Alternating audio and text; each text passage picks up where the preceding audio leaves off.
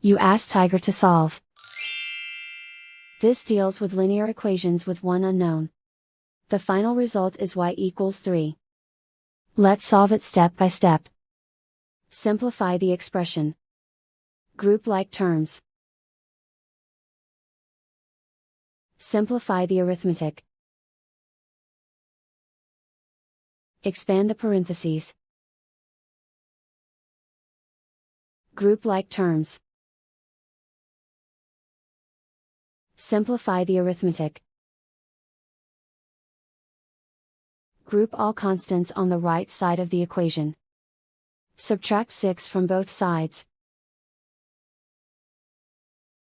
Simplify the arithmetic.